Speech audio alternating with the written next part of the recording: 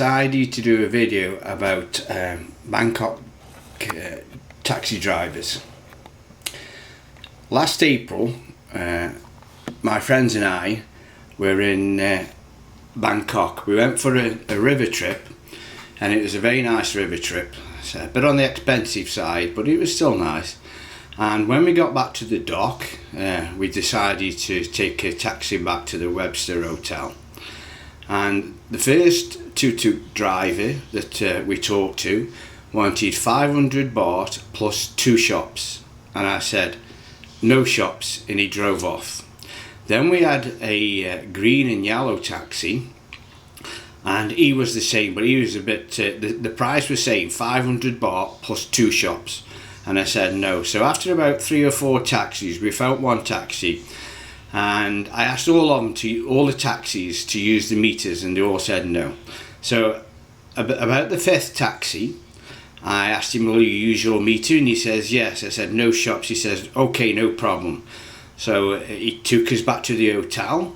He was very talkative and he was very friendly, and it was 150 baht. So I believe that the Thai taxi drivers, especially around Bangkok, need to get their act together, because with all the postings on the internet and the app that can be reported, they need to do something, because ripping the tourist off is not the way to go with modern media.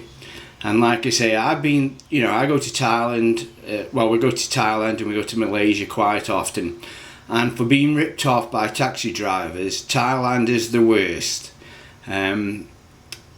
So it's a shame, because they are such friendly people. But I noticed though, a couple of the taxi drivers I spoke to weren't actually from Thailand. They were on a work visa. They rented the car. So I don't know if it's just down to different cultures, or just down to greed, or down to thinking that the tourist has got a never-ending pocket full of cash. But it's a shame that the odd few spoil it for everybody else.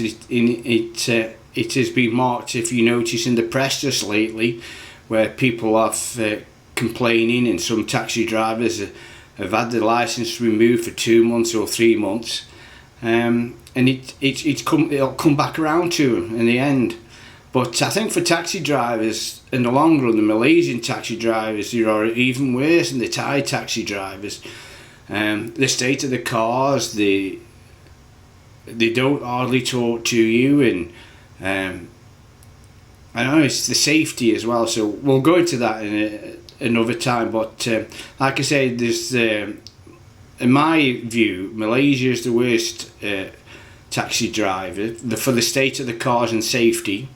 Thai is the worst one for being ripped off, and the best one is Singapore, because they all go by meter, and you know what you're paying, and that's one of the best things about it. So for now, goodbye from retirementinasia.com.